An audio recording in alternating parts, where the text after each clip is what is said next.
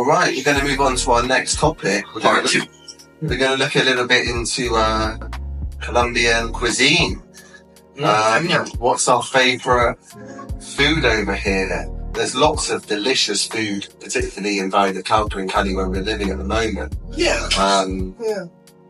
What should start I'd kill for a chow mein.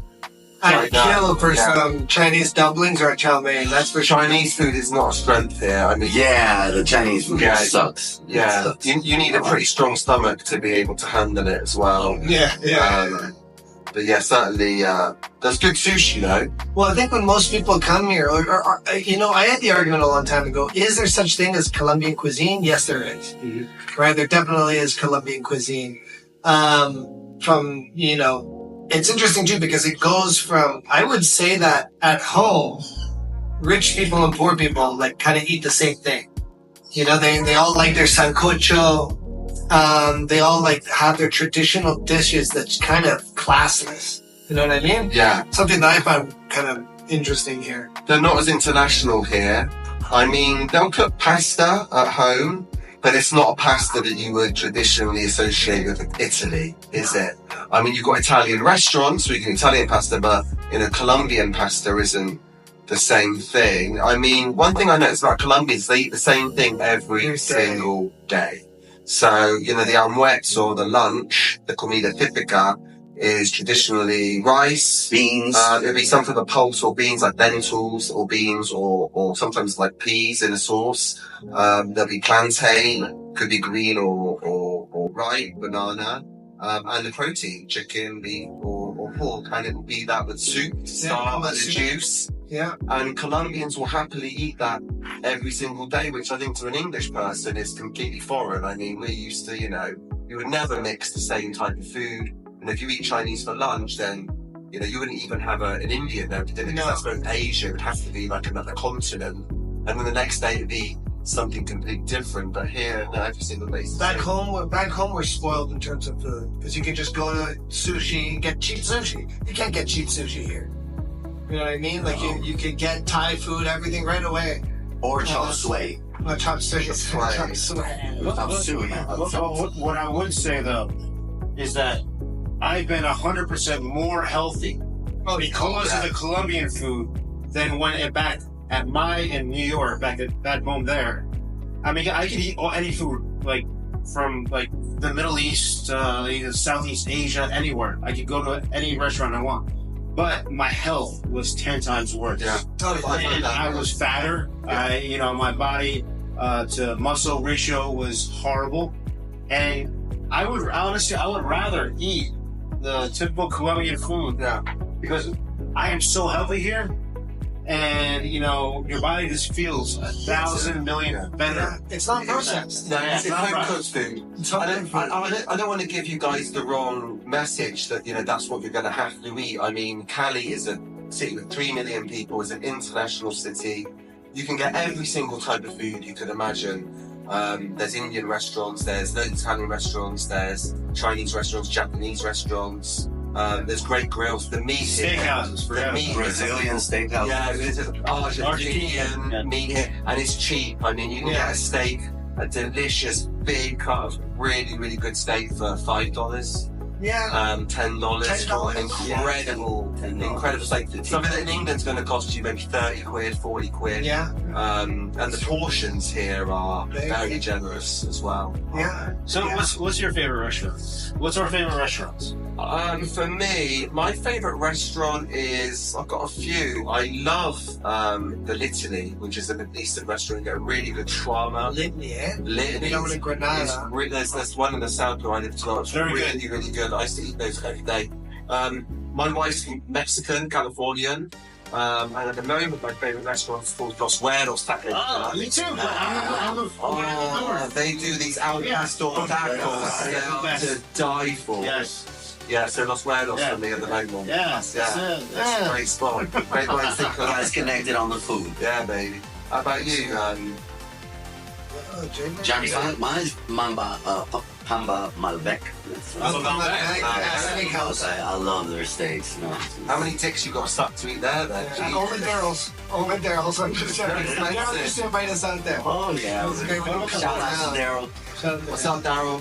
Yeah, I wonder if he's okay. If he's dead, I don't know. He's got big two stones to understand. Yeah. He hasn't written in a while. That means he's probably okay. It either means he's really bad or he's really good. You know what I mean? He's either dead or he's fine. Yeah, Super he's stoned. I think he's super stoned. Yeah. Yeah, he's super stoned. Yeah. So what about you? What's your favorite restaurant? Oh man, I don't know what would be my favorite. Honestly, you know what I think I love? I love the sushi in Hotel Inter. That place there, that's the best sushi restaurant I I've gotta seen. try that. Yeah, It's really good, man. I got a thing for sushi. I haven't been there in a while, but that's number one. Yeah, I got a thing for sushi, so I gotta say that's really good.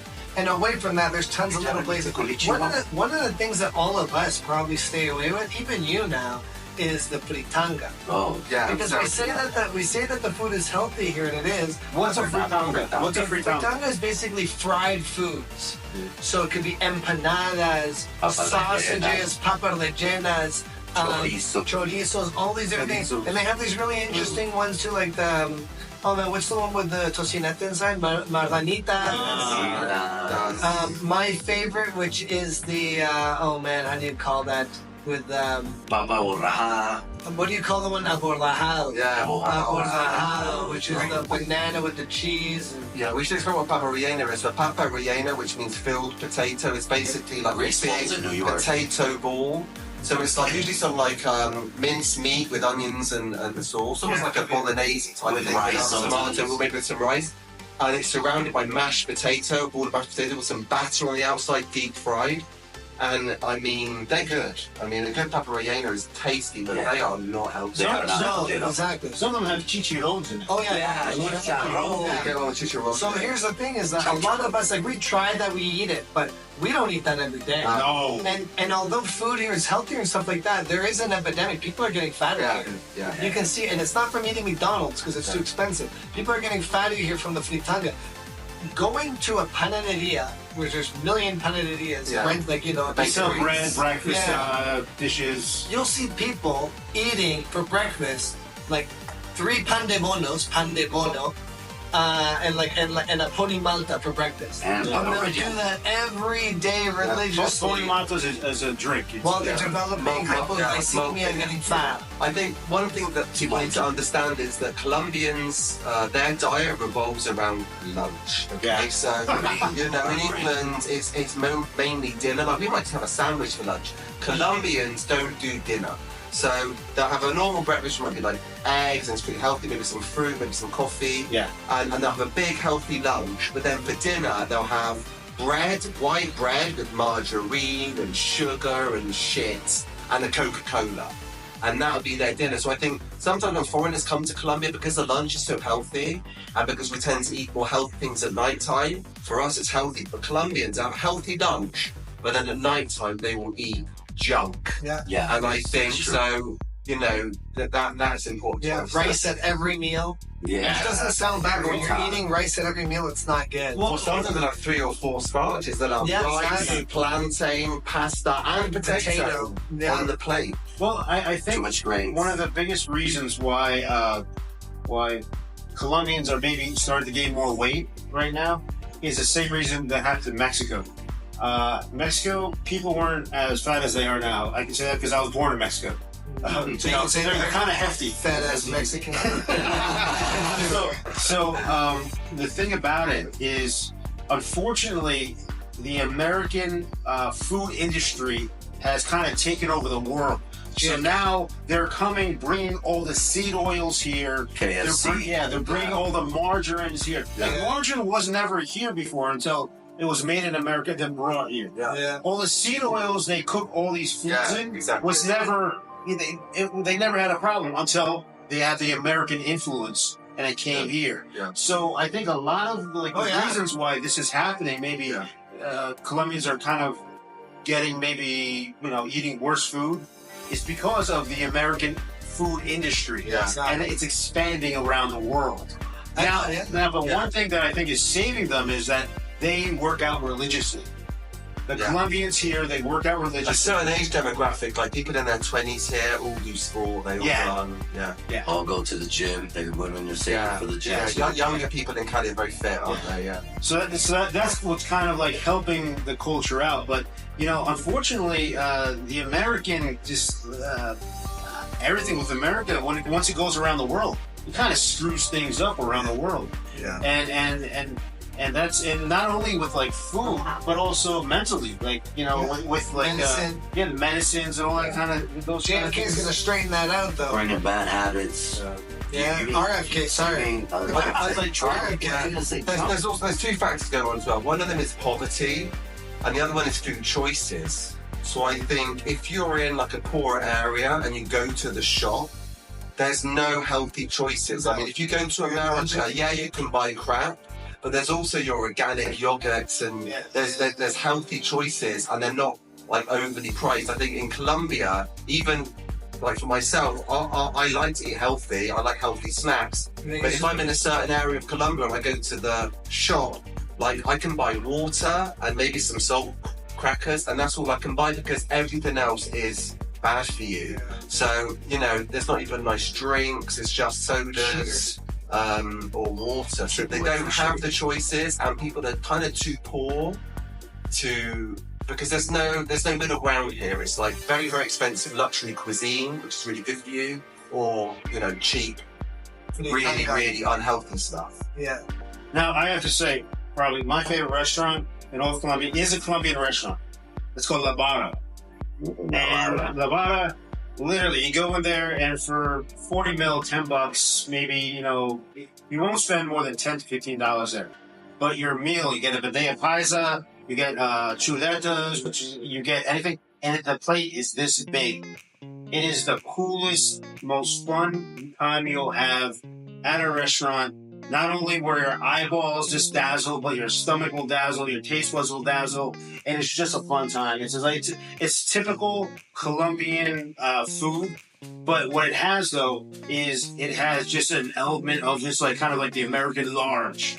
So if you want like a big amount of food and just kind of just the best frijoles you could buy.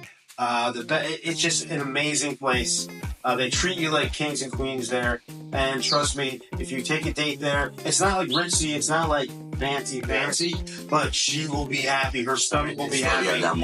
A woman's happy stomach will make the night very happy. Yeah. So you'll keep her smile on her face. Hey, while we're talking about this, just quickly to go on a tangerine here. That is, how is it dating here and taking a girl to a restaurant and stuff? What's the expectation? Is it always invited? Like women here are always invited? Do they ever pop down money 50-50? No, that's not typical. Usually it's the guy who has to handle the whole bill. Yeah, men here expect if you're going to ask a woman out, rarely women ever ask you out. I don't think, maybe that's happened to me one time, but you're expected to pay. I mean, but that's good. I mean, if you're coming down here from Europe, America, Canada, you have the money, so freaking spend it. That's true. Like literally, you go get 2 appetizers. I'm talking about the best restaurants here in Cali, the top of the line restaurants. 2 appetizers, 2 entrees, bottle of wine, 2 desserts. It's not going to cost you more than $60. No, exactly. Not going to cost you more than $60. I mean, you can stay at the Intercontinental Hotel here and eat what you want and get 5-star service, and you're talking like $100 for your whole family. Yeah. I mean, it's incredible the standard of living that you can reach here for cheap. I mean, if you're you're lower middle class or middle class or even a working class person, your dollars go a long, long way here. You can live like a king. Absolutely. That is one of the advantages for sure. Yeah. Also try the ajiaco, the ajiaco is very good if you like chicken on it. It's a soup from the Bogota area. Yeah, it's a great soup. But well, sticking kind of with the woman, asking her out on a date.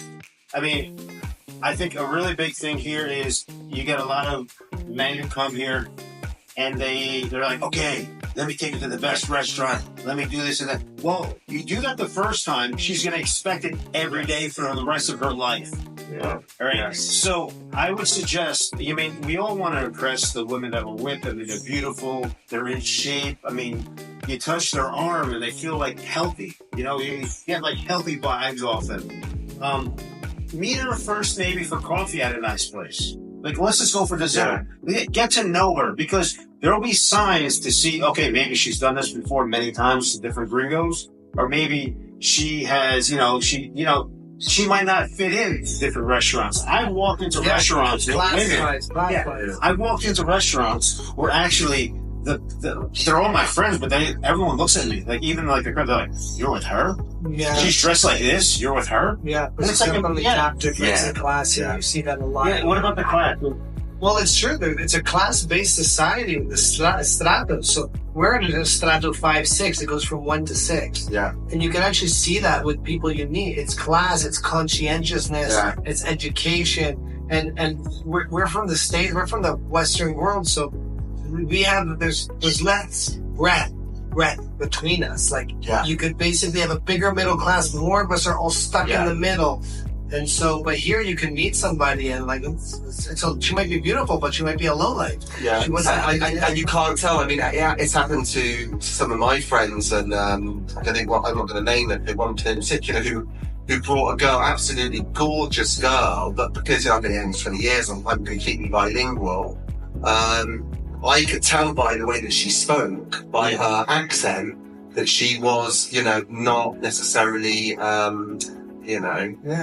Let's just say that she was rather low class, and I think this same person, if they would have met the equivalent class in the States, they would never ever go on a date with them, because they would notice straight away this person's really, really ghetto. Yeah. But because you're from another culture, because you don't speak the language, you can't tell the difference. Yes. But if you go out with a girl who is a Strato Uno or Strato Dos, I mean, you've got to be really, really careful. Yeah. You are not getting into a good place there, and bad things would happen. And those are the ones that are going to actually ask to go to the expensive restaurants. Those are the ones that are going to demand it. Yeah. So you got to be very, very careful on that, because they're going to be like, no, what? I don't want to go. Because you can interpret that as being, they like nice places. Exactly. They must be like us. You take them to a certain, you take them to the bakery, let's say, and then they'll get mad. They're like, no, I want to go to Cantina La Quince. And then when you got to take them home, they're like, no, you don't take me home. Because then you find out that they live in one of the most dangerous neighborhoods. So they're really just playing. You just got to watch that out, And it comes with the accent like that. Not to say that, we should caveat that by saying not that every single girl who's from that area is that way. There's diamonds in the rough. I would just say that... Diamonds. 80% will act like that. Yeah, but you want to be careful. You can't just... It's not, as Jonny says, it's not like England or America or Canada. You don't know where you are. Yeah. And so, the Colombians will be the first to tell you when you arrive. You have to be a little bit more careful. You can't, as they say, dar papaya, which is a big concept here, which is basically, you can't let people take advantage of you. Papaya partida. Well, and it's funny, I think we were talking about this before we videotaped this. We're there's 3 restaurants here that, if they tell me that they want to go to these 3 restaurants, I'm like, no. Next. That's what it's like. La Cantina La Quince, Historia de Amore, and what was it? And also Bamba Mante, but they don't know that one. Yeah, they don't really know that one. But those 2, and Odessa a little bit, you'll see the higher end kind of girls from Strato 1, Strato 2. They want to go to Odessa, which is in Granada. All these places are in Granada. What's that? It starts with a B. Bohan. They like to go to that one too. Boheme? No, Bohan. I forget the name of it. What's the name? Yeah, it's. Yeah, let me tell you. These restaurants are great restaurants. They're fun, but if you look at these girls' Instagrams, all these restaurants, they're in all these restaurants taking pictures. Yeah. It's and then it's wait. I saw this girl at this restaurant, and these are the type of girls we're talking about. So if they say those 3 restaurants off the back, the bad, yeah, just research. I even was the other day. I was texting with someone. Oh, where do you want to? Let's go out to eat. And then I said, this very nice place here, the best Italian restaurant that I like here in El Peñon. The best Italian restaurant. Makes their own pasta, does their own dishes. Incredible. No, I want to go to Stella. I'm like, okay, no. Yeah. No. I'm the one paying. So I'm the one we're going to go here. Exactly. And mostly that's where you'll know if the girl is down to earth, because if she just says yes and doesn't really have a good time, you have more of an opportunity to have a successful relationship if that's what you're going for. If you're going to get, like how you would say, if you want to get dating, well, then, you're going to basically just end up going to the cantina with someone that doesn't even really live that lifestyle. Yeah. There's also a cultural thing here. I think, if you're in England and you treat someone, you spend money on them, they tend to think, oh, you're a generous person. They're very grateful for it.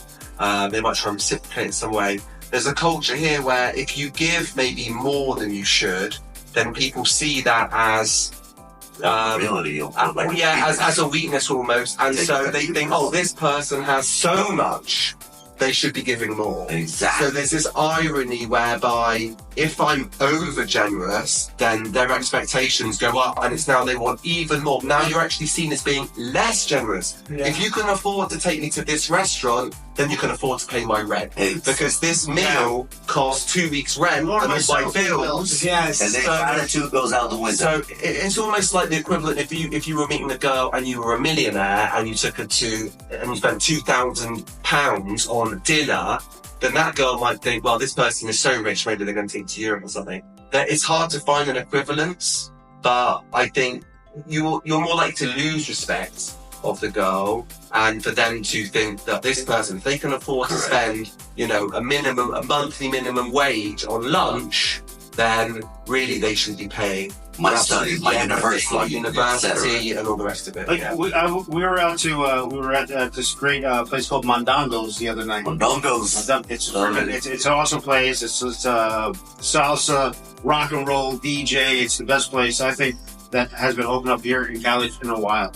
And it's so we were there. Then we went out to this place that's famous for their soup. It was like it was very early at night. It was at 3 a.m. But it was very late. Very late. And so we wanted to go there. I met two of my friends, myself. They got hamburgers. I got a sandwich, and then the girl I was with, she freaking orders a big freaking steak like this. I'm like, I see them eating their hamburgers. I'm eating my sandwich, and then she's ordering this steak, and it's like 4 o'clock in the morning. When you wish you ordered a steak. I was like, I ordered a sandwich. Yeah, I'm like, I'm from New York. Yeah. I bring this shit up. Yeah. I tell them, like, see my friends here? They can afford to order that. I can afford to order that. We all ordered sandwich. What the hell are you doing? Ordering a steak. And then you want me to pay for it. And we weren't on a date either. Oh, you didn't knock those boots? No, they didn't knock their boots.